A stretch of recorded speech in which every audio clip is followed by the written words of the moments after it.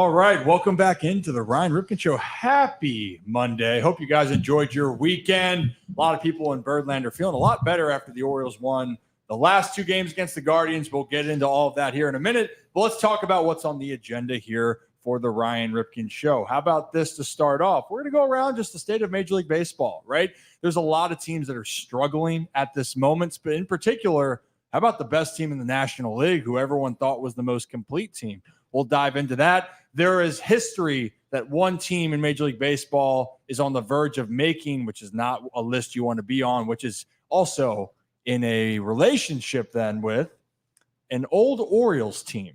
And then there's a year anniversary for both Tim Anderson and Jose Ramirez. We're going to look back at that. We'll dive into a little bit of football at the end of it, and we'll obviously then talk about just first week of these new players acquisitions for the Orioles, how you think, what you feel, and obviously Jackson Holliday with his second stint up in the big leagues has looked pretty damn good. Well, if you're new to the channel, as always, hit that like and subscribe button, and we are pushing the audio right now on Spotify and Apple. And I'm sorry if you don't hear the sirens going on. It was a wild weekend in Maryland, too. The weather was out of control, but it looks like things are coming back now. But a guy that was out of Wi-Fi and internet for the last 32 hours, Mr. Zach Bollinger's to my right. We are so back, baby. We are so back. Never been so as back as we are right now. I'm going to have to lower my camera. Yep. But at least you're here, and we're happy you're here. Wild storm, but we got two other guys to my left, Kevin and Rocco. Fellas, how we doing? How we feeling? We're just two other guys, Kevin. Yeah, we're the Short King's Corner. This is what I remember my first ever episode, or second, I guess. First with Rocco, which I guess took like 10 episodes because he was never here. But that was the Short King's Corner, and we're back. Maybe that becomes a segment of the show, Short King's Corner. I know we had Kevin's Corner. Kevin's Corners are tired, but when we get my club in the back of the studio, then that's going to be the real Kevin's Corner. Whoop, whoop. Let's go. I'm excited for it. And as always, though, as you guys know, we just moved the Kevin and Zach over to a different channel. Kevin and Zach Reacts. They went over 1,000, guys, and we even said that was the goal. Hey, round of applause. Kevin, you can clap for yourself now. I'm clapping for myself as well, Kevin. Yeah. It's okay. And you know what? That was something that we all collectively, we wanted to see. And we even said we weren't surprised because we have such a great community. We thought in a week they could get to 1,000. You guys could. All part of the Ryan Ripken media. But I think this week then, that is where the live streams are going to live on its own. Yeah, we just wrapped up our final stream on this channel. So we've officially, the U-Haul's unpacked. We got we're having the housewarming party on Tuesday after the Orioles game against Be there, be square. Against the Blue Jays. So if you want that, the link is right there. I'll bring the pizza and the garlic sauces, Kev. Don't you dare. It's happening. It's happening. Yeah, that was wild by all of you. I went to bed and I thought there was a post-game live stream. I'm like, that's great. That's what we're doing. And then I see that my account is still glowing on X because Kevin went live again. I don't want to know what you ate. I don't even want to know. I didn't eat anything on that stream. That was Rocco. Did you eat a hot pickle or something? I ate 10 spicy 10 of them. pickles. I finished off the jar. Yeah. And we now have an official Kevin and Zach React / Ryan Ripken Show fish. Yes, we do. FTBNL, fish to be named later, because we're gonna have a poll. We have some names already. We have Ripfin. That's a good one. Kevin, Ostriker, Owen, like win, like O's win, O win, or A win. And then we had a couple of other good ones. Finn Palmer. That was my favorite. Finn Palmer. Finn Palmer was a good one. So it's a Tequila Sunrise Guppy, Ryan. I got it because you like your tequila. So thank you. That was the one thing that I liked in that scenario there. But you know what? It's unique and authentic to you, Kev, and you have a starting lineup of fish again for a different time. Fellas, why don't we jump into this? And I know that there's another thing. I know they said someone's being a guest splasher on September 6th. That's great. We already know who that is. Just hope they have a big enough bucket hat. Now let's talk about around Major League Baseball now, shall we? So I think it's just a very good time to point out that a lot of teams have struggled in Major League Baseball. Fair to say, guys? Yeah, I would say that's very true at the moment. Very, very true. And it felt like that the Phillies were just going to run away with the National League East and just be head and shoulders the best team over there. Well, guess what? Philadelphia is reeling right now, and their lead in the National League East has dropped down to 6 games. They are losers, Zach, of their last 6? And if I'm not correct, they did win last night. They did. So that's right. It's over. They broke the streak. But they've had the worst record in the National League since July. Yeah, in their last 25 games. So since July 1st, the Philadelphia Phillies are 11-16 in their last 25 games. They are 9-16. So yeah, a team that everyone kind of thought was the model of consistency. Just all year they were having sweep after sweep to begin the year, and it was like, oh, this is the team to beat in Major League Baseball. And then all of a sudden, at the same time, the Yankees and the Orioles started struggling. The Phillies had their struggles as well. And just for some context, in their last 25 games, the Orioles are 11-14 and the Yankees are 13-12. So teams, while the Orioles and Yankees are starting to turn it around, it seems like Philly is still kind of in that rut right now. Yeah, and right now, win percentage wise, the Orioles are only 0.02 in the win percentage column back from the Philadelphia Phillies. And Cleveland is still percentage points ahead of Baltimore with a 604 win percentage. So you were seeing this, right? We're just giving the context to it where it's that type of year where things can really change. And honestly, Texas, we thought was making a run. They've dropped behind. They're 6 games below 500, 5.5 out of the division. Boston is hanging around at 6.5 in the American League. Yankees and O's dead tied. The Brew Crew, man. The Brew Crew continue to just keep their 5.5 game lead. And then the Dodgers and the Padres. How about the Padres and D-backs catching fire, teams that were stuck in the mud earlier in the year but look to be poised to make a playoff push? Now, Rocco, I think we need to go to the other side here. There's another story. And it's involving our friend, the Fighting Gavin Sheetses of the Chicago White Sox. History is being made for Chicago and not one that they want to be on the side of. Rocco, they've lost 20 in a row. Yes, they have. Where do we want to start with the context of that historically? We can. I mean, it's historically bad, and I think we all know the team that they're chasing for. You can't call it greatness because you're not chasing greatness. You're chasing bottom of the barrel. So very tough. But you guys got to kind of experience a streak like that. Yes? No? What do you mean, you guys? We all were there. Weren't you? No, you weren't covering the team yet, so I guess not. Well, it's not. I got here when the O's got good. So this don't is say I'm the good luck charm, but if the shoe fits. But here's the thing: with all those teams for the Orioles, we're gonna forget what Rocco just said there in the crazy. Smirk. Mike Elias did not just perform magic in the draft for 4 straight years for Rocco DeSangro to take credit for all of this. But I will never. But you know what's funny with this? This is not about those Orioles teams in the last 5-6 years. Yeah. When we're talking history, no team has lost 20 games in a row since the 1988 Orioles, where they lost 21 in a row to start the season. And if we want to go a little bit deeper personally, my grandfather was the manager of that team for the first 6 games, and then they fired him at 0-6. Then the Orioles proceeded to lose 15 more games after the firing. Now with the Chicago White Sox, they're on the brink of history tonight. Yeah. If they lose 21 in a row, and that's rarefied air, but also it's rarefied air, they are sitting 60 games under 500. Yeah. They have 27 wins.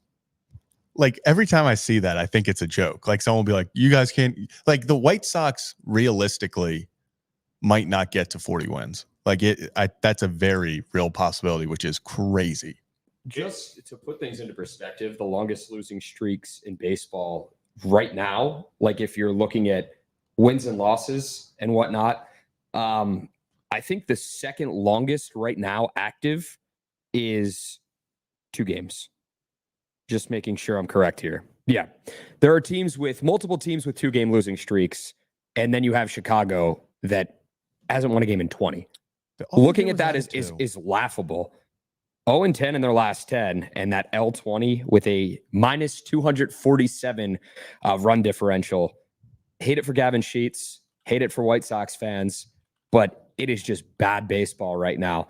And Rip, you talked about wanting to go back even further with a losing streak. We were talking about the Phillies and how bad they've been in the second half. They won 4 games in the second half of the season. The 1961 Phillies, they are the creme de la creme with 23 straight losses. So we're talking about chasing greatness or lack thereof with the 88 Orioles team. The 1961 Phillies are right there behind them or in front of them, however you want to put it, with 23 straight losses. So this White Sox team, they have a chance to make history, and it's unfortunate. They just have to find a way to just win their next game. And you know what? 20 sucks, but at least it wouldn't be 21, or at least it wouldn't be 23. Just find a way to win, get one, and I'm not going to say everything's going to go back to normal because it's not. It's going to be bad. But just to get one win under your belt, I feel like there should be champagne bottles. They should be celebrating it over there if they do. The last win that they have had was on July 10th of a doubleheader against the Twins. It was the first game of that doubleheader. They won 3-1. And since that game, they have not won. The All-Star breaks happened, by the way. They haven't won since the All-Star break concluded. That's kind of crazy. Like they won that first game of the doubleheader, and you're like, okay, let's go take 2. And then they haven't caught a dub since. And also, I do feel the need to bring this up because I saw it on Twitter earlier, and then I just confirmed it. What would be the 24th straight loss to break the record for modern Major League Baseball would be Friday, which I love this tidbit. Which would be against the Chicago Cubs. So Chicago on Chicago crime. And then it is a fireworks night at the White Sox Stadium. So they would then celebrate by having fireworks. Do you cancel fireworks if you lose? That's my question. Yes. You've already paid for the fireworks. No, you move it back and you say, until hey, the next win. It would be like a thank you fans message, but thank you fans for experiencing the just terrible streak with us. In doing so, we are going to push fireworks night back a few games until we win. Do you think they sell out Friday if they're going for the sell out? If I'm a fan, I'm not showing up, Zach. No, this is. I would. You gotta see. Go ahead. You gotta see history. You gotta see history. I would not want to be there. Well, it's also Chicago, so like it's against the Cubs. So I could see Cubs fans. Dude, I'm telling you right now, it's gonna be a sellout crowd. So there will be a bunch of paper bags and everything. Like people will turn Friday into an event. Cubs fans are going to be waving the white W flag, just tap dancing on the White Sox graves if that happens. Well, you know what, guys? I'm an optimist. They're in Oakland right now. It ends maybe tonight, tomorrow, or Wednesday.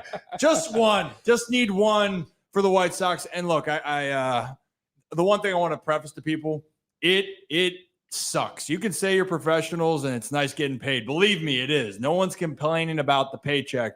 But day in and day out, when you are getting hammered, just getting pummeled night in and night out, and everything is going wrong, it's a really tough environment to try to go out there and play. We'll talk about Eloy Jimenez there because there's conflicting things. But for Eloy, at least leaving, he's found a guy, Kev, that kind of has a new life here. And we'll get into that a little bit more. But Oakland is tonight the night the White Sox break it. They got 3 there. Then they're off on Thursday. And obviously the fireworks in Chicago on Friday. Yeah. We're getting into the territory right now. Oh, it's on MLB Network. I'm still watching. All right. You gotta watch it. We're getting into the territory of like the last time the White Sox won, this was the number one song atop the charts.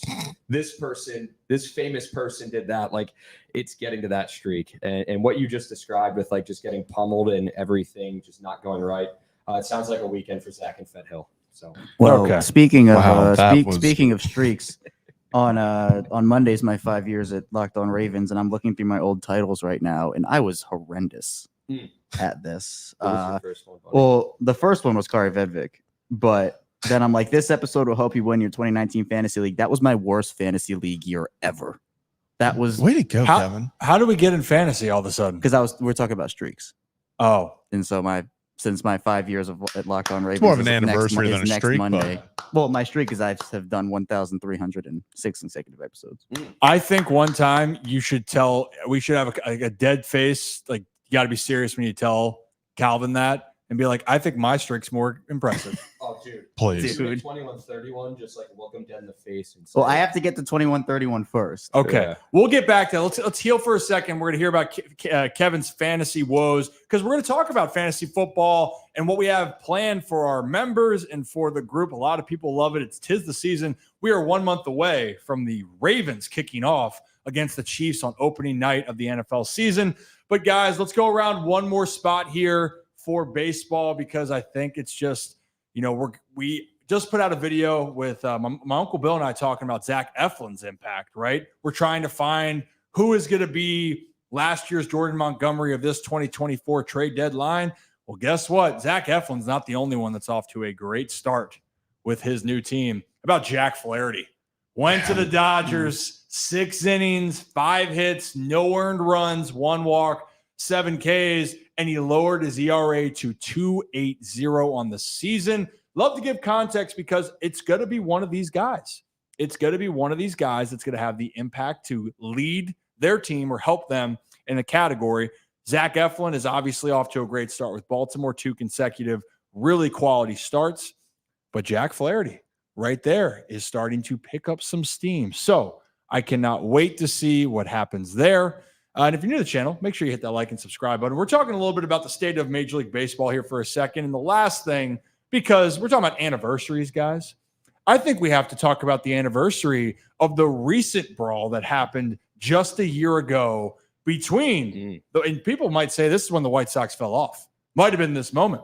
Tim Anderson, Jose Ramirez, was it the right hook from Jose heard around the world? Down goes Anderson. Down goes Anderson.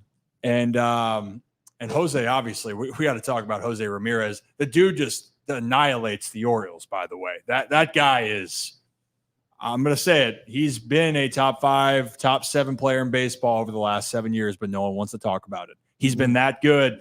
And clearly he's undefeated socking players on the field. I don't know if we have that video handy, but I'm just even looking at on it here. Jose's mad that Tim was standing over him, and then, hey, how you doing? Whammy. When we clip this, Rocco, you can put the overlay on it. Just socks him, and then his coach is kind of holding him up. And then, the fall off for Tim Anderson at the same time has not been the same as a player since. So crazy to see what can happen in a year. I think that's a good reminder as the negative, what can happen on the bad side of it, and on the positive, how a lot of people didn't like Jack Flaherty last year, and Jack Flaherty right now could help the Dodgers win the National League. Yeah, here's the you got the video? I will just say this is an edited video just to prepare you, but here come the benches, off we go. It started with Anderson. Started with Anderson. I saw that and had to do it. I had to pick that one. I was going to say, if we didn't have the video handy, we could reenact, you and I. I'll be Jose. No, you're not. No. I don't know. Yeah. What about, so Kevin's just the automatic winner though, obviously. He's so the ump that's fight. like the ump that really didn't try to stop it. Kevin could be the bullpen guys that run in. I think he would do a great job at that in his khakis. Yeah. True. Khakis. We need to get a khaki deal. But speaking of deals, before we dive into the American League, I think we need to make sure, guys, fellas, that we take a ride on our Adams Jeep of Maryland as we talk about what's happening in the American League East as well as the standings. Not a bad Kevin gets kind of better at each time, but also like takes a few steps back sometimes. So I really don't know. Kevin's playing the drums. Yeah, now that's he's playing the exactly where I was drums. going with it. I Yeah. felt like it was going to be Phil Collins is about to do his drum solo. I'm gonna be honest. Your biggest downfall is you use too much wrist. Mm-hmm. Yeah, you see way too much. Well, Like you're now, not you're whipping. using the maracas Kev, you don't now. grab a steering wheel like that. Just You go around town. Oh, bring it around town. Well, hey, around our Adams Jeep of Maryland here in that beautiful sign behind Zach Bollinger right there. Hey, now, Adams Jeep of Maryland up in Aberdeen, one of our original sponsors of the Ryan Ripken Show. We appreciate them. And the deal and offer still stands. You want a used car and you go use our favorite code, which is Rocco sucks. Rocco. Rocco sucks.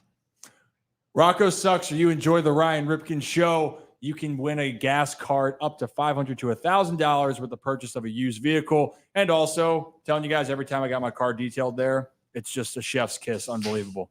The stuff that I had left on the side, they put it even in bags that I haven't put in bags in years, and they made me feel like I need to up my game. But it was amazing. But Adams Jeep of Maryland, we'll be up doing things in Aberdeen soon. Yeah, Rocco, I know that hurts your feelings. Yeah, so it does. And then lastly, our other trip. Might as well just make our other trip, and I'm afraid what you guys are going to do with this when we go up to Hollywood Casino up in Charlestown, West Virginia. Whoa.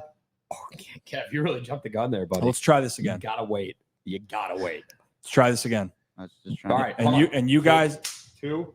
Here we go. Take two. And now we'll take a trip up to Hollywood Casino at Charlestown Races in West Virginia. There we go. Better. Beautiful. But our friends up at Hollywood Casino at Charlestown Races in West Virginia. Guys, look, if you like complimentary, I think you do. I know I do. I do. If you are a Penn Play member and you use your Penn Play card up at Hollywood Casino up in Charlestown Races, you're going to get complimentary beverages, and they also have the Penn Play app right now. You download it. Just downloaded it. You have a chance to win $2,000 in Penn Play cash. And fellas, get ready. We're going to have a road trip for a tailgate for football season, which I haven't told you guys the dates yet, so you can stay tuned. Yep, makes sense. Well, Kevin, when you figure out how to order you know what? I'm making you eat a medium rare steak I up there. actually had steak last night, and it was medium well, and it was good. It's so hard to be in the same room with you sometimes. So we're not taking you to the Final Cut Steakhouse, but I will. Okay. no, you're. It's gonna be one of those things where Kevin's like outside the steakhouse eating his own steak. Rocket, what are you? Just let the guy finish the read. Yeah, he knows he's gonna have to cut I this gotta up. edit this. Hey, we're honest and transparent here, but again, at the Final Cut, the Final Cut Steakhouse up there. It's one of our favorite spots, and we have some other concerts and going to a horse race. So we got a lot of things up there that we're looking forward to. And really, it's only an hour and 15 minutes away. Shirts and pants, going to be a great time. Now let's dive into the American League, state of the American League. Guys, right now it's 3 teams on top right now, even though it feels like the world's falling. Cleveland Guardians percentage points are ahead of the Baltimore Orioles, but the Yankees and Orioles are deadlocked atop the division right now as we currently sit at 67 and 46 identical records between the Orioles and the Yankees. Cleveland has a 4.5 game lead on the Twinkies, 5 up on Kansas City, who is surging. And then in the West, the Mariners hold a 1 game lead on the Houston Astros. So, guys, I think it's a good reminder as we talk about baseball here, and we'll answer some questions, is the Orioles are right where they need to be, given everything that's happened, right? Every team has gone through a slump, but when you're looking at this, it's still pretty wide open, right? I could argue, if we saw it from the Guardians, this is a scrappy team. They could make a run in the postseason. They have the best bullpen out of any team. Their starting pitching's okay. Yankees, which Yankee team are you going to get? Is Jazz going to be that spark plug for them that's going to continue their offensive, powers, and Judge is going to continue to never get out? By the way, wasn't he walked 3 times intentionally? Intentionally, yeah. And with the bases empty. It was what? 2 outs. No, the first one was there were no out. Was it no outs or in the second inning? Because it's the first time a player had been intentionally walked in like 60 years before like the 3rd inning with no one on, and I think it was less than 2 outs. So yeah, well, I think the at bat before he went deep, he went big ball. Yeah, which he makes does sense. a lot. So, and Garrett Cole for them is a big part of what they need him to be. Luis Heel as well. But again, they have their issues, and talk about with closer situations. Clay Holmes, he's had some bad luck, but he's also not been able to close out games. It's interesting. The Orioles and Yankees have their own set of issues, but they still are 2 of the best teams in baseball. I'll tell you what, guys, I don't like Houston just sitting there. And Houston's poised to kind of make a move. Seattle's offense is trying to pick up. They have the best starting pitching staff in the American League. I think that's safe to say. But then don't sleep on other wild card teams at the moment, being the Kansas City Royals, who were big movers at the deadline. And just like the Orioles, they made a lot of moves, and they're in a prime position right now. As we talk about this, they are sitting at 63 and 50 Bobby Witt Jr. not is maybe an MVP candidate. He is right up there with Aaron Judge. He surpassed Gunnar Henderson. You know, and my Uncle Bill and I were talking about it. I mean, Bobby Witt Jr., I don't think people realize how good he is right now, how electrifying. You're talking about the start. We were talking about Colton Cowser earlier for the Orioles having a fantastic start to the second half. Do we understand that Bobby Witt's sitting around 350? You know, I really took away from what your Uncle Bill said about him. He said, you know, I don't like to use the term five-tool player loosely. He's like, Bobby Witt Jr. is a true five-tool player. What he's able to do in the field, at the plate, on the base paths, he really has all the intangibles to be an MVP down the line. I don't know if it's going to be this season because Aaron Judge, you look at the stats, statistically what he's doing is incredible. But Bobby Witt Jr. has a really good chance to give him a run for his money when it's all said and done. Right now, by the way, because wins above replacement is everyone's favorite thing nowadays. But Aaron Judge has an 8 WAR, which is by far the best in baseball. The closest one, I think, is Gunnar at like 6.7. But Aaron Judge is a minus 0.5 differential. So he's right around 7.6. Bobby Witt is sitting at 7.2. So the gap has been closed. Bobby Witt almost has 1.5 in defensive WAR, just to give you guys context on that. And then on top of it, I don't want to see this. I wanted to do something else real quickly. I was trying to pull up Bobby Witt Jr.'s stats. That's what I wanted to pull up. Because right now he's hitting 340. Go ahead. Sorry. Yeah, 344. 20 jacks, 79 ribbies. He's got 31 doubles, 10 triples, 94 runs scored, and he's got 25 bags. Now, Aaron Judge, on the other hand, well, look, there's no secret what he's done. He just hits homer after homer. He's got 41 jacks. He's hitting 322, 103 RBIs, highest OPS in baseball, over 1,100, pushing towards 1,200. And he has scored 87 runs, but 5 stolen bases. He's not built for speed. He's built for comfort, built for power. It's going to be interesting to see what happens here, fellas. Rock, what you got? Rip, I want to take it a step even further than that. You're just talking about their stats on the season. How about the last 15 games? We're talking about what these guys have done recently. Bobby Witt Jr. is hitting 443 with 3 home runs and 14 RBIs. Aaron Judge hitting 423 with 7 home runs and 18 RBIs. I mean, even in the last month, you're looking at their stats and what they're putting up. And no, we're not box score watching. It's just simply incredible what both these guys are doing. You look at the numbers and you're blown away. Yeah, and especially the position he's playing, shortstop. And that's what Bill and I were talking about. Another guy that's not going to get a lot of talk right now is Jose Ramirez, which actually, for a fun exercise, because Zach or Kevin, you guys like to be the stat guys. If you go back and look at Jose Ramirez's last 7 years, RBIs wise and numbers, he's going to rival a lot of top players. But he's not going to be an MVP. He's just consistent each and every year he plays. He goes out there, he plays. But for the Yankees, a big reason where they are is that they have Aaron Judge and then Juan Soto. Those right there. Aaron Judge, number 1 hitter in baseball. You could say Juan's 3, 4. He's the only one behind maybe Bobby Witt Jr. as far as what they're doing. So it's been electric to see. And I think it's going to be a great MVP race. I'm glad Gunnar got going, but honestly, realistically, that ship to me feels like it's sailing for Gunnar to win MVP this year. He could make a run for it. And that's okay. No doubt about it. That's okay. Yeah. He's going to win one in his future. I firmly believe that. He still can hit 40 jacks. And talk about a guy that might hit 40 jacks. Where am I going with this? Who's an Oriole, Zach? Tony Taters, man. Holy shirts and Can't pants, stop hitting Kevin. them. He must have seen all the fish that Kevin's had. And that just was motivation for the guy to just go, I don't know where the correlation is. I don't either. I don't either. But Tony Taters, talk about a guy that's just once again is leading the Baltimore Orioles in statistical categories that matter, right? 32 jacks.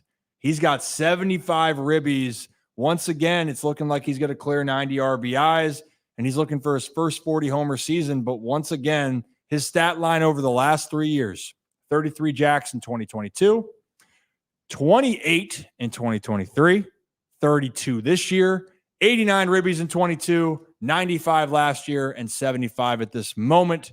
So Tony, is on a bender here. And when he gets going, guys, we know he's hard to stop. So is there any other thoughts, concerns in the American League that you guys wanted to talk about? Did I miss on anything that you guys wanted before we get into Orioles? This is just looking at wins above replacement. Number 5 in the league is Jarren Duran. I just needed to say that. That's Babe Ruth. Kyle Corwin is very happy that you said that. Move right now. aside, Yeah. Babe Ruth. Move aside. There is a well, new sheriff in town. Move aside to Babe Ruth and Duran because Eloy Jimenez is now in town. How about that? Kevin Ostreicher there with a zinger. That is a true zinger. The other one during the bonus stream, that was not. And I feel like when you mention Kyle's name, though, he appears. I hear Jarren Duran is pretty good. The 3-0 take. Kyle, you know what? We need you back on. This would have been a perfect time for Kyle. I know. We'll have to get him on He's soon. like Beetlejuice. It's like say his name 3 times and he just pops up out of nowhere. Yes. That's what my friends do with me because sometimes I just am not there, like not aware. So they go, Kevin. And then I'm like, what? Oh, nice. Good story, Kev. Thank you. It was relevant. Because I was like, you go. Sometimes I'm not there because I'm not aware, but they just go Kevin. And that was a slam poem. Sometimes I'm not there because I'm not aware. Kevin. And then I'm there. Rip, what's the poem segment called again? Let me put my poems in you. And we might have to do that. That was great, Kevin. Kevin just put his poems in himself. Oh. Okay. And we always have one. Add it to the list. But 3-0 take, by the way, if you guys love some great baseball chatter, they do a fantastic job. And Nate and Kyle are just fantastic. They're so much fun to interact with. So go check them out there. I'm sorry about whatever's happening in the Short Kings corner over here. But what is happening is this talk about Eloy Jimenez, because he has been a guy that has faced a lot of criticism coming over from Chicago, right? There's a lot of things you could see. It's if you don't live under a rock, Chicago media, even some personnel that worked for the team didn't seem like they were as fond of Eloy Jimenez, right? But I think the thing that we have to remember what's going on here is sometimes a change of scenery. Now, look, this is not me saying this. We want to give you guys why people were saying this and what was being questioned with Eloy. Is that fair to say, guys? We can say this? Yeah. So what people were questioning with Eloy over time was his drive and the hustle and maybe the desire and work ethic to keep pushing. He's had a lot of injuries. He was supposed to be a cornerstone. There's been a lot of disappointment. He got paid early. And the White Sox clearly were ready to move on. He hasn't played more than, I believe, 121 games in a season since he's come to the big leagues. But one thing he can do when he's healthy, the dude can hit. But he's not going to play outfield. He's going to have to DH. But so far for the Baltimore Orioles in Cleveland, him in the middle of the order made a drastic difference and impact right off the gate. Time will tell, but right now, it looks to be a move that could play in the Orioles' favor. Zach, do you want to go ahead? Yeah, I just wanted to go over his stats real quick. Just obviously, it's a 3-game sample size, but he is sitting here hitting .556 with 5 hits, 2 RBIs in these 3 games. He has struck out once each game. He's going to do that. It's Eloy Jimenez. But like you said, Rip, I think the expectations for him, like obviously it's super fun being like Eloy Jimenez is like saving the team and everything. If he is able to be that DH that you can put in versus a lefty, instead of having to use both your catchers in the lineup, instead of having to bat O'Hearn versus a lefty, he's going to be extremely valuable to this team. But the biggest thing, and it's kind of what we've alluded to, is can he stay healthy? There is no question when he is healthy, the guy can hit. And especially against lefties, the dude can rake. But his biggest struggle throughout his career has been staying healthy. So if Eloy can stay healthy and just find a way, through the rest of the season to just continuously help and be in the lineup against lefties, I think he is going to be a perfect fit for Baltimore. It's a move that I don't think any of us saw coming, but now that it's happened and you start to see the thought process behind it, it's like, okay, I see why we did this and it could work out. Yeah. I mean, Rocco, you had a thought you want to go with? No, I was saying, when if we were thinking about, okay, the Orioles trading with the White Sox for a bat, everyone would have kind of pointed to Luis Robert Jr. because he was the one. Well, but like Luis Robert was his name was thrown out there in the trade market. And that was a guy that was thrown out there. The White Sox could potentially move him. And while it was potentially unlikely the Orioles were going to get him or, send prospects over to get him, they did get a bat from Chicago. And what was one of the biggest things that we talked about the Orioles getting at the trade deadline? It was, okay, we want them to go get a starting pitcher. Check. We want them to go get an arm for the bullpen. They got a few of those. Check. Regardless of how you feel about the players that they got. And the other thing was a bat. Yeah. You wanted them to go get a bat, and they got 2 bats. And Eloy Jimenez, in his short time here in Baltimore, has injected some offense into a lineup that was struggling for a bit in the second half of the season to start. I mean, even towards the end of the first half, runs were just disappearing. It was like, where is the team that put up 17 runs on the Yankees in New York, in the Bronx, against one of their best pitchers that they had? So to see that, you talked about, huge vibes guy. He is. And to see the picture of him with hat backwards, glasses on, just out there living the life with the Orioles, I think this, and Rip, you could probably attest more to this, but you talk about maybe a guy that was checked out in Chicago or whatever you want to say about him, and maybe that's why the White Sox media was like, okay, get this guy out of here. When you're losing and when you're in an environment that may or may not be accustomed to winning in that point in time, when you're just constantly just playing losing baseball, it's going to take a bit of a toll. Now, I'm not saying that any player should go out and just, pack it in and not give their all. And I'm not sure if that was the case in Chicago or not with the White Sox, but your environment in everyday life, it just doesn't have to be for an athlete. It can really take a toll on how you go about your everyday job as well. I mean, am I wrong in saying that? So here's the thing. I think everyone can understand whatever you do in life, when you are in a place where you feel like it's, you could say it can be toxic, it can be negative, where it's sometimes bringing out the worst in you. In some cases, you can say, well, hey, you got to make your own impact, right?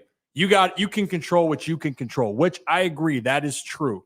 You got to be able to battle through, even when, for my language here, but when shit hits the fan, how do you handle yourself through adversity? That's a character thing. That's a big thing. Now, having said that, we all know what happens when things weigh you down. And I'll tell you what, man, when you're in a locker room and you're losing over and over again, and you feel like, it's just no secret, manager there, Chicago, has lost that team long ago. This is a very dysfunctional group right now. They're trying to turn it over.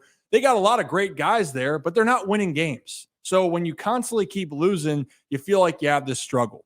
Now let's talk about with Eloy's case right now. I can't speak on being in there. I don't know the guy.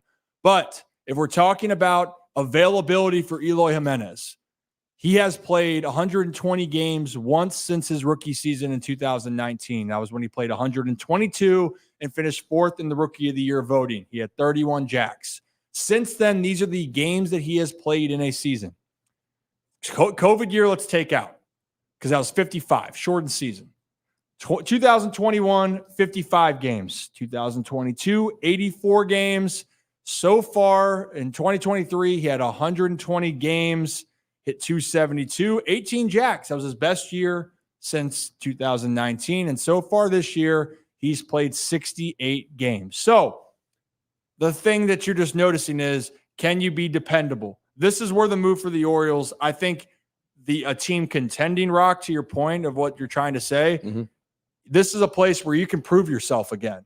And you're injected into a pennant race immediately, and that can bring a guy up. I remember, this is a small example, but I was in high A with the Orioles. And Frederick, I loved F-Town, baby. Shake them keys. But we were terrible. We lost a lot. Great guys. And then I got called up to AA, and we're injected into the hunt for the division. And I'll tell you what, you stop worrying about how you do individually too. All you're focused is how do I get the job done? Because that's the other part that I don't know if I've explained that well to you guys on the show, is that when you are losing the minor leagues or you're losing in pro ball, it's extremely hard because it's still that business. The guys are playing for their jobs, right? Like, the job is to win. If you're not winning, then show us how valuable you are. That's like other guys, like when Seti got his chance, the Orioles were terrible, but Cedric proved that he should be an everyday guy. Like, stuff like that matters. So that's just one thing to watch. But I'm really curious what's going to happen here. And I do think that this could be, at least for the Orioles and Eloy, keep in mind, right? It's a player option next year, or sorry, team option for Eloy. Is that right? Yeah. So they have two team options after this. So 2 team options. So they are expensive. They're expensive. 17. I think both of them are between 16 and $18 million per year. Yeah. So again, right now, this is a chance for Eloy to prove, hey, we've seen it. You're out of this environment. People have said a lot of crap about you. Prove it now and go out and help this team win a World Series. You do that, the perception of how you're viewed, at least in the front offices and around baseball, is going to continue to change. And he's off to a great start in Baltimore. Yeah. So next year is a $16.5 million option. And the next year after that is $18.5 million. So I really find it hard that they would pick up either of those. But if he plays well enough, you never know. Boy, we're gonna find out here. We'll find out. And also too, I think the Orioles do have a very good culture. I think that's just a group that loves each other. They want to continue to push each other. And I think that's ultimately going to help them. I mean, you just heard Corbin Burns, which everyone, I think we need to start get that besides Nick Moore going to the Pro Bowl for football season. Yeah. Corbin Burns to be re-signed by the Baltimore Orioles. He stated he's really enjoyed being here in Baltimore. So you're seeing a culture that's starting to sit. Hey, Kevin, there was another guy, though, that had a pretty good weekend for the Orioles. Some people might think you guys are the same age, but you're not. Obviously, you are way more mature and older, obviously better, bigger physique, stronger guy. But you know who I'm alluding to, right? You and Jackson Holliday. Same build, same guy. But in all seriousness, how about Jackson's return and how he did against a very, very tough Cleveland Guardians team? Yeah, man. It's just tough. I know Jackson and I get mixed up a lot. So, just when I'm walking down the street, it's like, wow, that's Jackson Holliday. And I'm like, sorry, not me. But yes, Jackson's been incredible. I mean, we expected so much when Jackson got called up the first time. And obviously that was the fanfare and the cameras in his face and that he's finally here. He's finally up. And then obviously he struggles and he goes back down and he's talked about how he's worked on, the stance and everything. He went back down and made adjustments. And I think that's what he needed. And now he's up the second time. And all that fanfare is like, oh, okay, well, this already happened. He was already up. So now that's kind of put away, except for probably, the people in Baltimore who are like, oh, this is a really big deal. But I think his plate approach has been better. He's getting better contact on balls. I mean, he looks more confident and he just feels, it looks like to me, everybody goes through some struggles at some points. And sometimes it is needed. And we talked about that when he went back down. It's like, okay, he struggled. We get it. It happened. But this is something that he can learn from. And he said when he first got back up, this is the best league in the world. I have to prove that I belong here. And he certainly is right now. And he has been one of the many, this isn't just a Jackson Holliday thing, but he's been one of the many sparks in this offense over the past couple of games. And the fact that he is able to do this now, there was never a talent issue with Jackson Holliday. This was never a thing where he got up to the major leagues and the Monstars converged on him and took all of his talent away. It was just a matter of adjusting to a pro-level league for a young player. And Zach and I have this conversation all the time on Kevin and Zach React. He is 20 years old. He has so much room to grow. He had so much room to grow the first time he came up. And guess what? He's grown. It's the natural progression of a young player. And for Jackson, the fact that he is, he's missed a couple of home runs by a couple feet, couple inches. And his stat line right now, everybody looks to it as a whole. But I'm kind of throwing that first stat line out because that was his, okay, now I'm here. Let's see what the MLB is about. Now he's here again, and he certainly looks like he belongs. Yeah, what you got, Rock? I'm just, people thought the people saying that Jackson Holliday was, going through the slump and it was okay. Not just here, but a lot of analysts said that.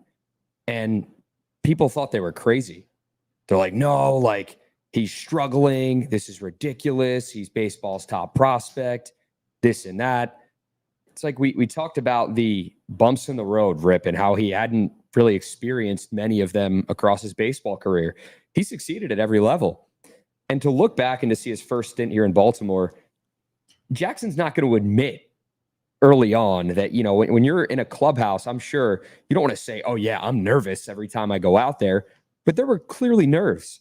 20 years old on the big stage for the first time ever, you're going to go through some struggles. Now it was a bit magnified because of who he is and what he brings to the table, and the player the Orioles thought they were getting, the player the Orioles know they're getting in Jackson Holliday. I want to say that because they know they're getting a talent that is going to be here for years and years and help this team and this franchise contend for a World Series. But just looking back at the 2 for 34 start to his career, and to now see Jackson Holliday already has 7 hits, 3 straight multi-hit games, and 2 home runs his second time around, he's figuring it out. And Zach, we've said this many a times. Do not let Jackson Holliday get hot, because the rest of the league will be in trouble if that's going to be the case for the Orioles and this lineup, because Adley's not going to struggle forever. He's starting to turn it around. Gunnar, you know, he's going to go through certain slumps in his career. But this year, his second full season in the league, he's having a pretty fantastic season. I mean, he was in the AL MVP running for a while. To me, he still is. Obviously, you got the 2 guys at the top of the list, and Aaron Judge and Bobby Witt just really taking over. But Gunnar's still one of the best players in baseball. And he's a young guy too. So if Jackson Holliday, not if he figures it out, he's seems like he's figuring it out right now, can continue and keep up what he's doing, and he's going to rise up through the lineup. He's not going to be batting 8th or 9th forever with the Orioles. I could see him as a future 1 or 2 potential hitter for them. This team is going to be scarier than they are right now as the season and just his career goes on. Yeah, I think that people, you guys heard me talk about this. Everyone is quick to make a judgment on a kid that has every expectation and pressure put on him. And actually, that's why I wanted to talk with my uncle for the first time on this subject. So if you guys haven't seen it, go check it out on the channel. I had the full interview with my uncle, Bill Ripken. And Bill and I, Bill made a point to me, and if you guys go and watch, but paraphrasing this, it was, there are certain things that you get, or that you'll be a part of that can really benefit you. And my uncle and I could agree with that personally. But then there's other sides when you go through the struggles, or you're going through where people are going to want to see you fail or expect you to be perfect.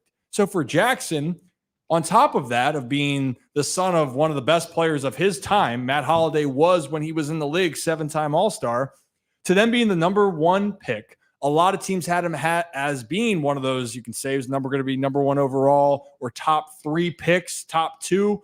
And then he just never failed for 1 second. And then everyone had the expectation he was going to do that. And then you get to the big leagues and you can finally see some outside pressures. This wasn't to me, Jackson Holliday, a talent, Kevin, like you alluded to, and Rock. This wasn't a talent thing for Jackson. It was finally learning how to deal with the pressures and adjusting to the best damn baseball in the world. And it's 2 combinations of that. And so after this, by the way, I will do a full breakdown on this for the Holy Shirts and Pants members, so stay tuned.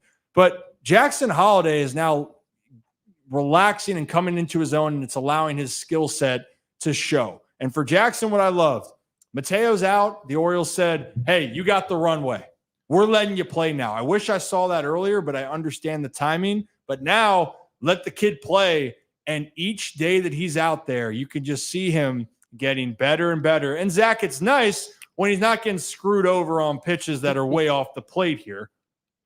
Yeah, I know that it does bother you. No words need to be said over there right now. The reactions. There are a lot of words that need to be said, but none of them are able to go on the air because it is atrocious. It could. It will not. They will not be going on the air. Might get flagged for I'm just, yeah. And I said last night, the 2 calls on Jackson Holliday were obviously brutal. That 3-2 called strike 3 on Ryan O'Hearn. Chairs were almost flying across that room. That was, I audibly was just, that was crazy. Yeah. I'm very happy we are leaving those umpires in Cleveland. don't ever let that crew near Baltimore ever again, because that was so hard to watch. Any pitch anywhere close to this. Yeah, it was like the Kevin Zock, I know this, but the SpongeBob and Patrick episode where it's just the dolphin noises and every time they curse, like curse word, the sailor. That's literally like, that's what you would have heard coming out of the room if you would have. It was rough. Krabs is Kevin has no clue what's going on. I can't get my voice out, but I'm trying. Kevin, there's zero. You have see also SpongeBob pre 2005 before the movie 2004 was just next level. Yeah. Also, I can see why then like adults could watch it. The hidden humor in there, not made for kids. No, and I'm there for that. That is there are some looking back where I'm like, wow, I did not pick up on that when I was a child. You know, and Kevin could be the Kevin in SpongeBob too. There's a chance. Hi, Kevin. This is so funny. Hi, Kevin. Do you want it to hurt, Kevin?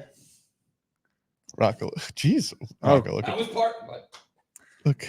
That's, you know what, Mick for pants. Okay. What? I have a lot to say to you, but I'm going to not say it right now because I don't want to. Well, you should have exercised that 10 seconds ago. Yeah, you know what? Let's hear your dolphin noises, Mick. No, what just?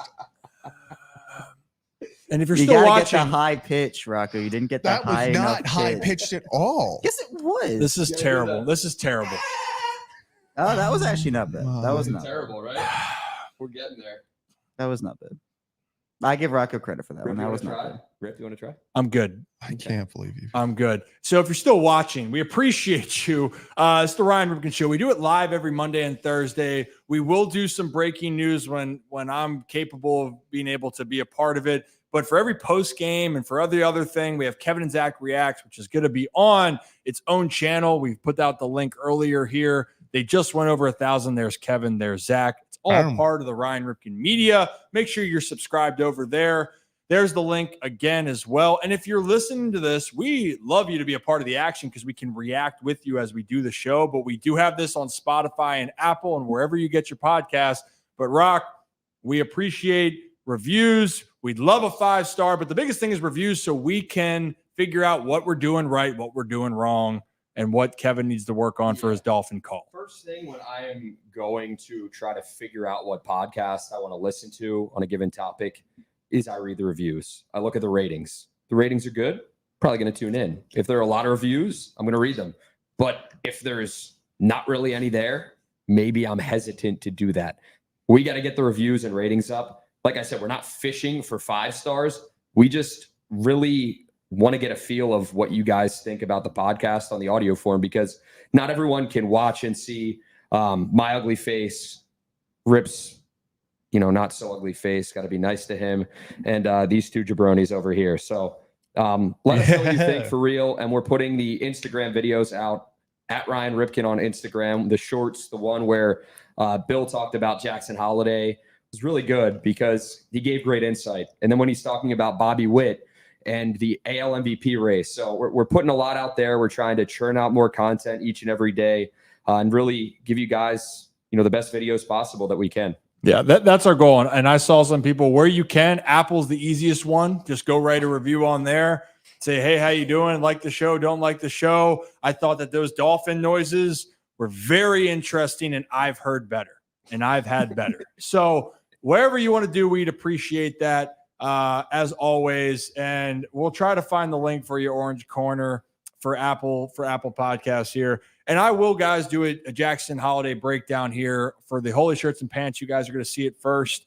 And I'm actually figuring out because, look, not every piece of content that we're going to have is going to go right on the show, but we are going to have more and more that's on the Ryan Ripken Show channel, just like with Kevin and Zach on the other channel. And Tom, I did see, we know with our members, we're going to get it all sorted out here so everyone's able, if you are a member of the channel, we appreciate it. We'll make sure that you're able to still get all those perks as we continue to move on. So that's what I have to say about that.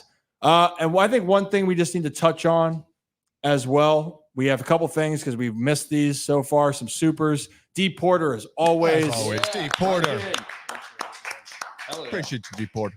Just a man of the people. Sup, fellas? Hope everyone is having a great start to the week. D Porter, we hope you're having a great start to the week.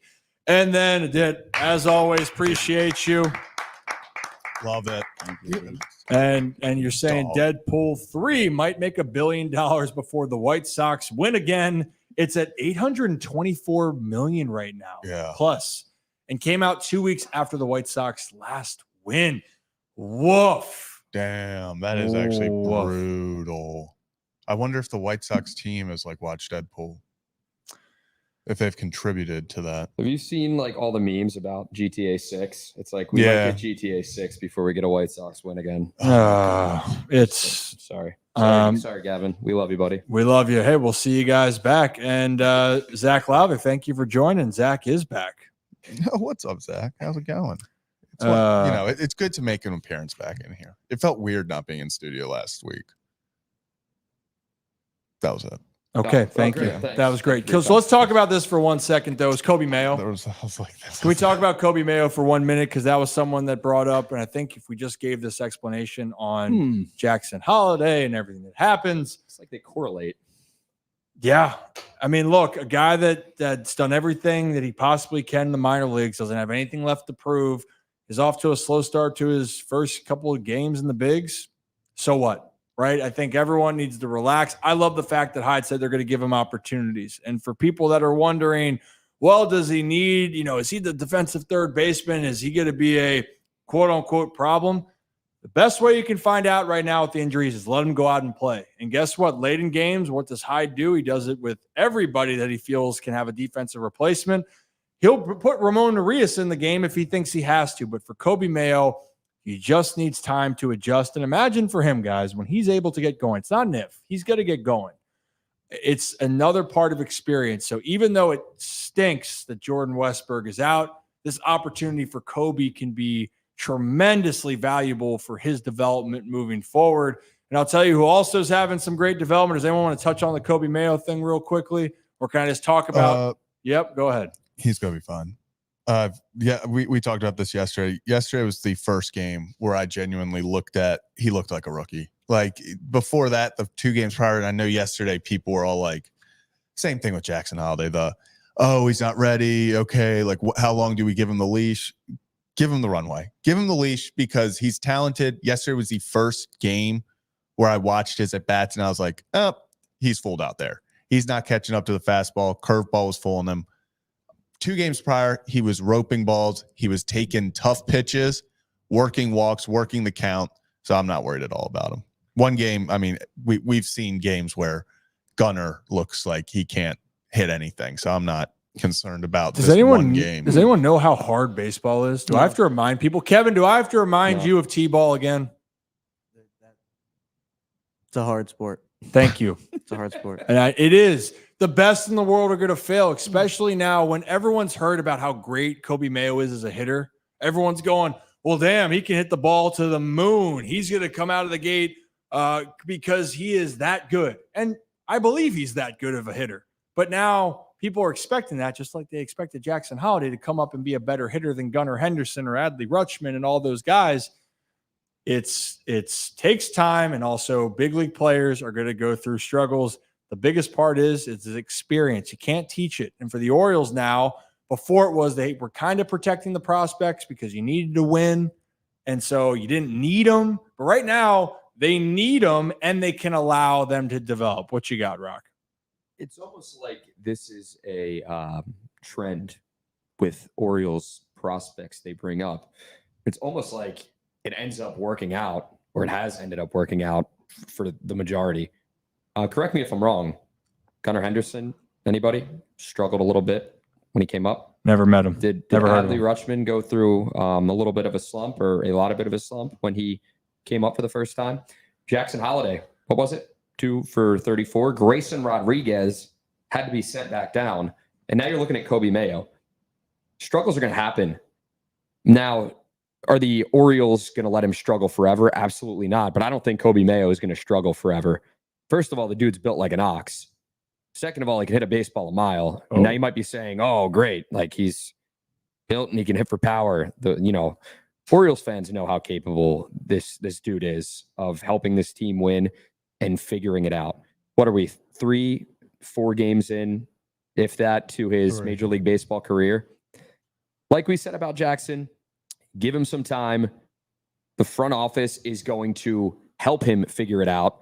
Whether, all right, Coby's going to be up here for the long run, or, hypothetically, because we've seen it with other players, if it gets to a point where they're like, you're going to go back down to AAA for a little bit. We're not even at that point, though, right now. 3 games into his Major League Baseball career.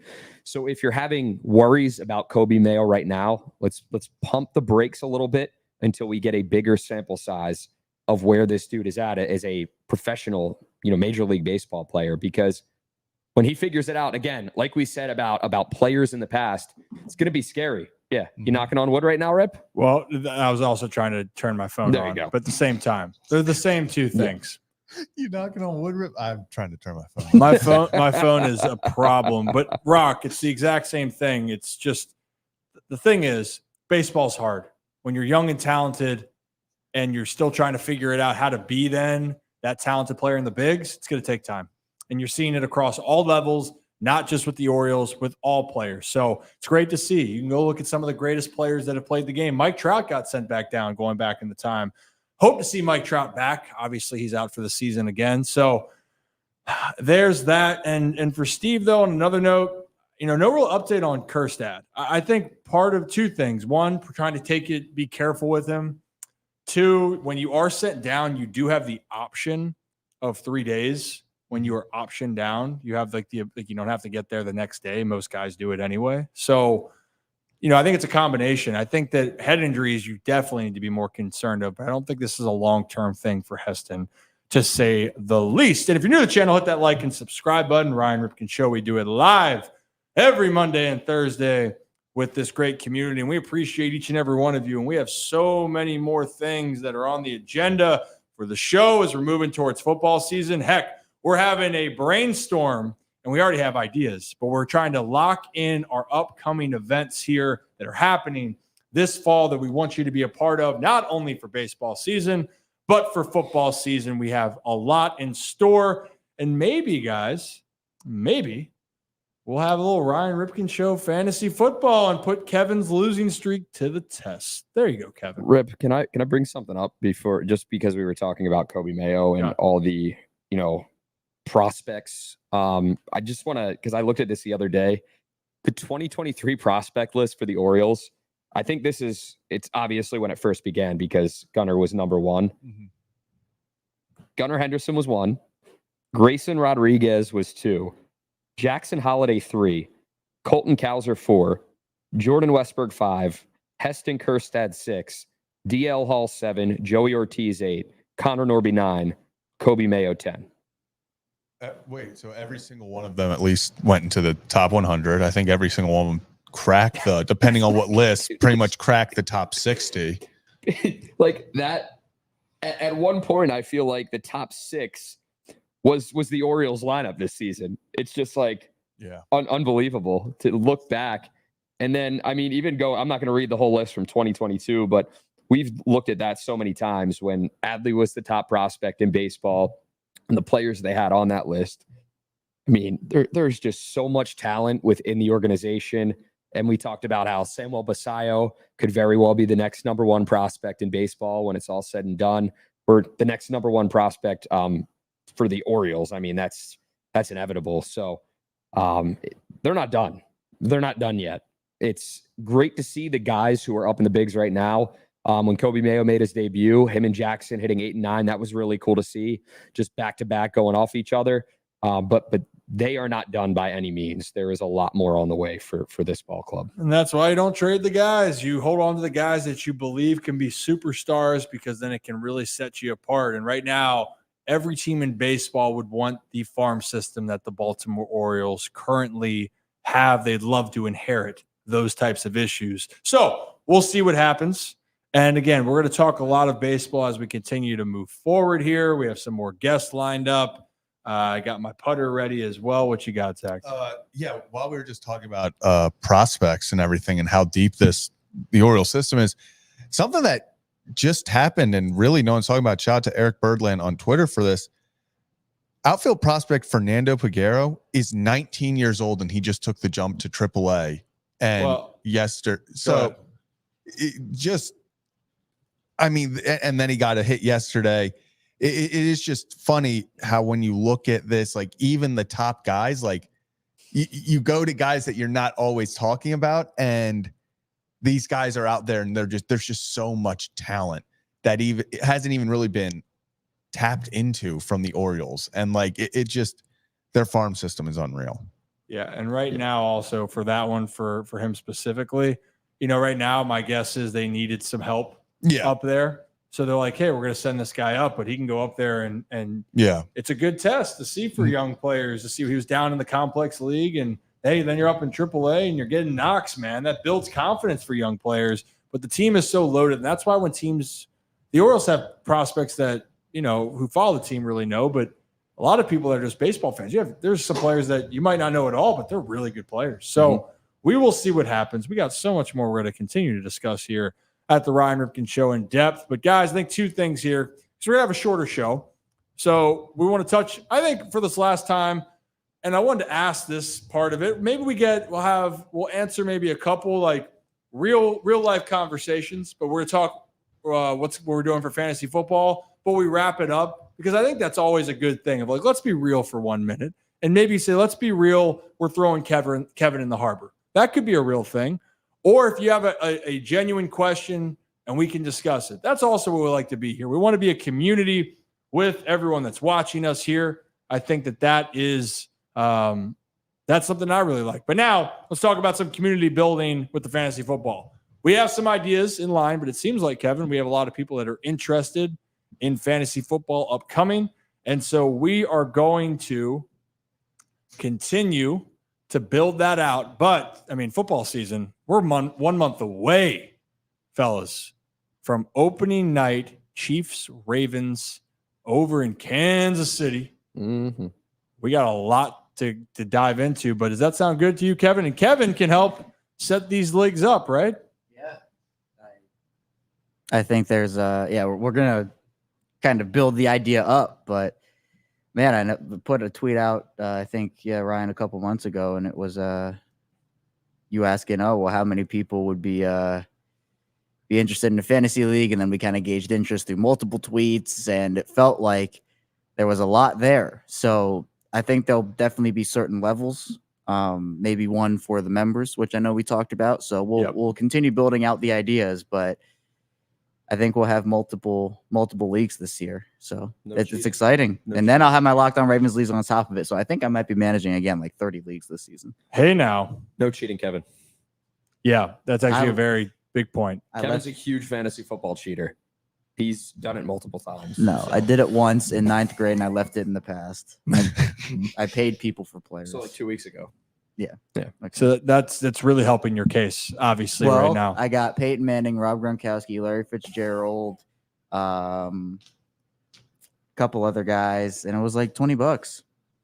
And then I got caught and I lost my $20 and my spot in the league. Then the next year I got reinstated as the commissioner. There's so many things wrong with that scenario. Idiots. So when I said that you would help run the leagues, that's throwing it right out the window. We're gonna have everybody else.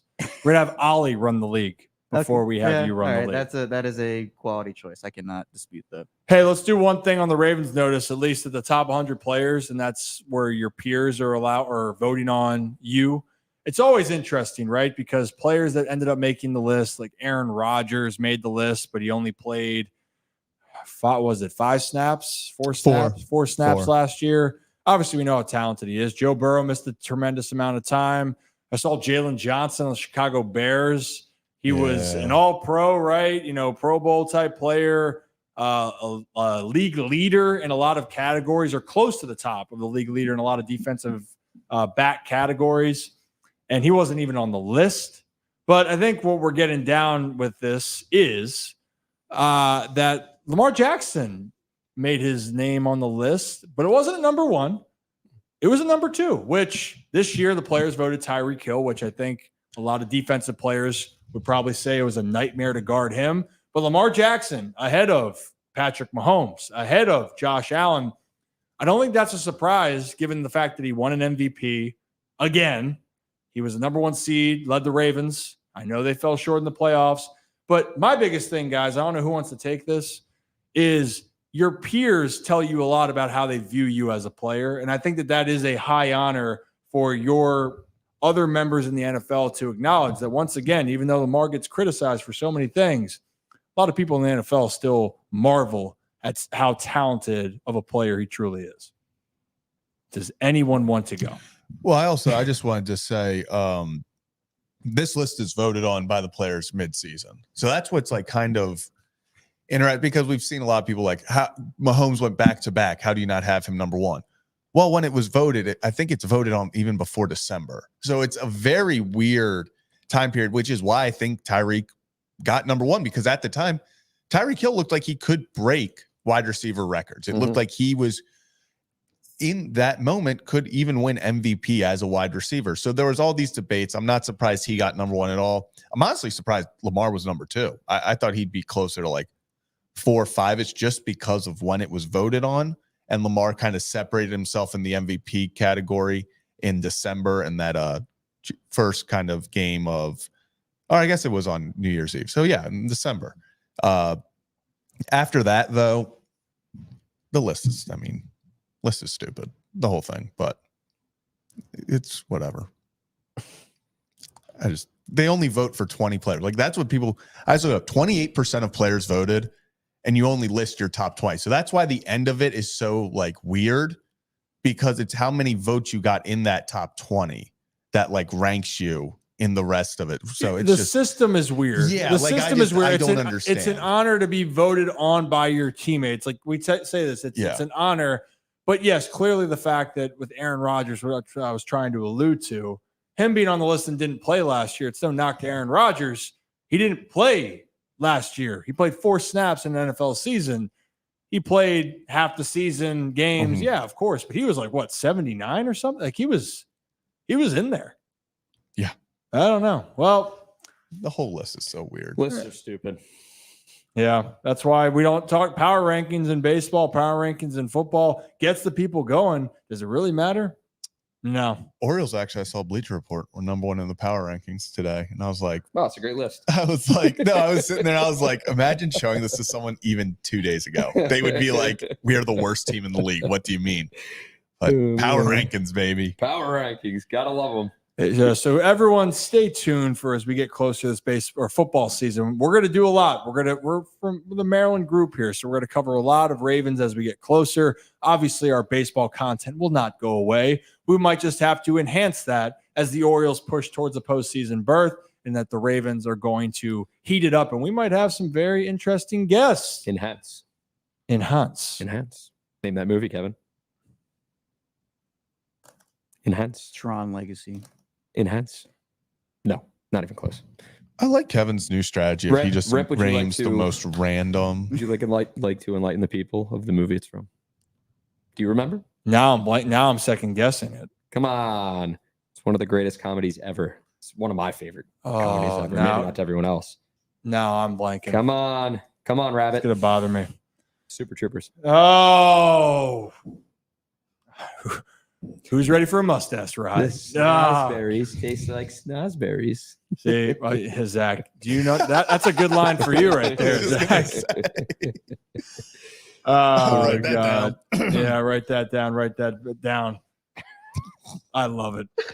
I love it. It's a great movie. It's honestly, and also that one song that they open it up to, or where he gets taken off, the German song. Yeah, I was obsessed with that. That's a banger of a song too. Yeah. Yep. It's like bow, bow.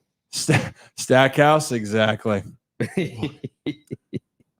Kevin has no idea what's happening. Well, guys, I think that's all we have, just because of we covered a lot, had a great conversation. We actually had a lot of baseball talk here. I want a large farva. This is Kevin's never seen it. So that's probably my favorite scene in the movie.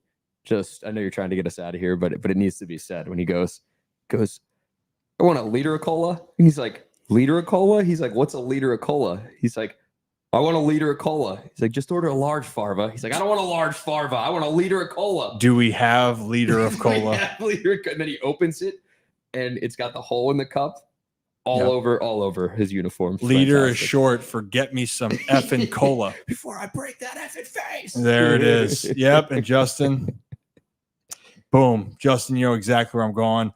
We'll talk a lot more about some more Orioles news next time. But guys, I think we cue it. Anything, Kevin? Any final thoughts here?